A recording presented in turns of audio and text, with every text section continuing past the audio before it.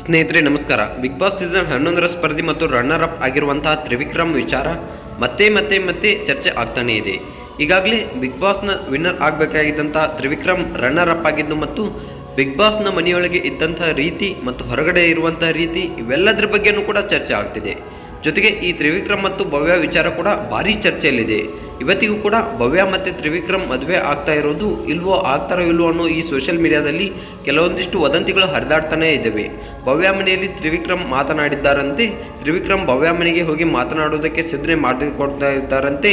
ಹೀಗೆ ಅಂತೆಗಳೇ ಹರಿದಾಡುತ್ತಿವೆ. ಈ ನಡುವೆ ತ್ರಿವಿಕ್ರಮ್ ಅವರು ಒಂದು ಅಪ್ಡೇಟನ್ನು ಕೊಟ್ಟು ಬಿಟ್ಟಿದ್ದಾರೆ. ಏನು ಅಂತ ಹೇಳಿದರೆ, ಅಕ್ಟೋಬರಲ್ಲಿ ನಾನು ಮದುವೆ ಆಗ್ತೀನಿ ಅಂತ ಹೇಳಿಬಿಟ್ಟಿದ್ದಾರೆ. ಯಾರ ಜೊತೆ ಅಂತ ಈಗಿರುವಂಥ ಸಸ್ಪೆನ್ಸ್.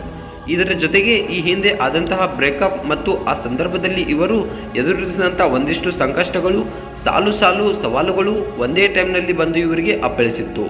ಆ ಕ್ಷಣ ಹೇಗಿತ್ತು, ಆ ನೋವಿನಿಂದ ತ್ರಿವಿಕ್ರಮ್ ಇವತ್ತಿಗೆ ಹೊರಗಡೆ ಬಂದಿದ್ದು ಹೇಗೆ, ಎಲ್ಲವನ್ನು ಕೂಡ ನಿಮ್ಮ ಮುಂದೆ ಇಡ್ತಾ ಹೋಗ್ತೀವಿ.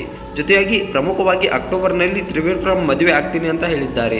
ಆ ಹುಡುಗಿ ಯಾರು, ಮದುವೆ ಆಗುವಂಥ ಹುಡುಗಿ ಯಾರು ಅನ್ನೋದನ್ನು ಕೂಡ ನಿಮ್ಮ ಮುಂದೆ ಇಡ್ತೀವಿ. ಅದಕ್ಕಿಂತ ಮುಂಚೆ ನೀವೇನೋ ನಮ್ಮ ಚಾನಲ್ನ ಸಬ್ಸ್ಕ್ರೈಬ್ ಮಾಡಲಿಲ್ಲ ಅಂದರೆ ಈ ಕೂಡಲೇ ಸಬ್ಸ್ಕ್ರೈಬ್ ಮಾಡಿ.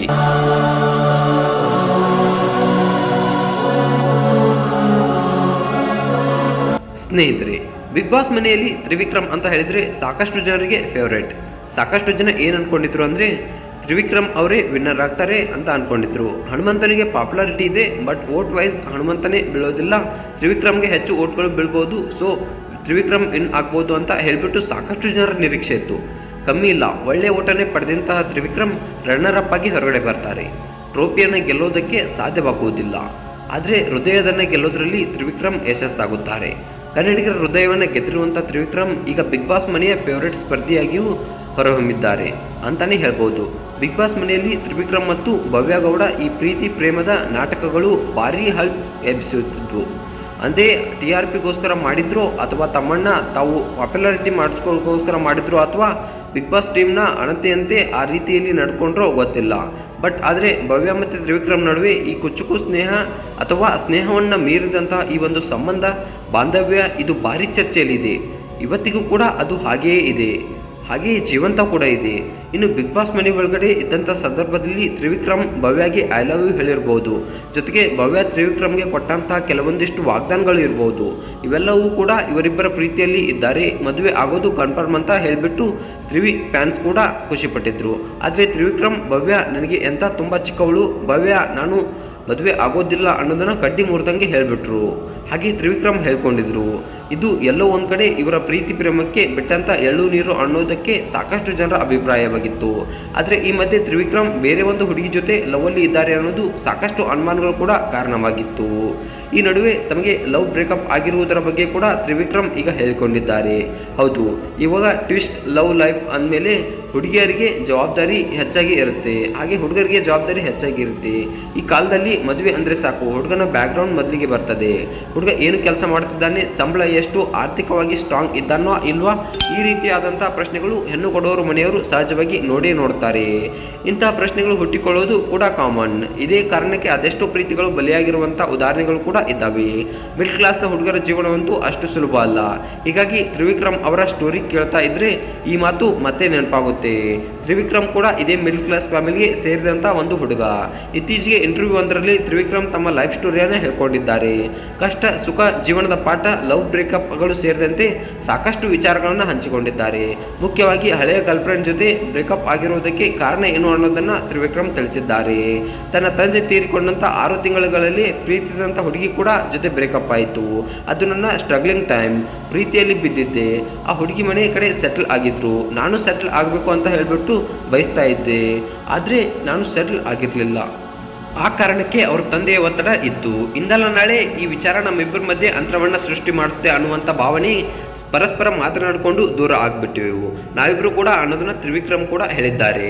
ಆ ಹುಡುಗಿ ಈಗ ಬೇರೆಯವ್ರನ್ನ ಮದುವೆ ಆಗಿದೆ. ಆ ಹುಡುಗಿ ಇನ್ನೂ ಸಂಪರ್ಕದಲ್ಲಿದ್ದಾಳೆ. ಅವರ ಗಂಡ ಕೂಡ ರೆಸ್ಟ್ನಲ್ಲಿ ಇದ್ದಾರೆ.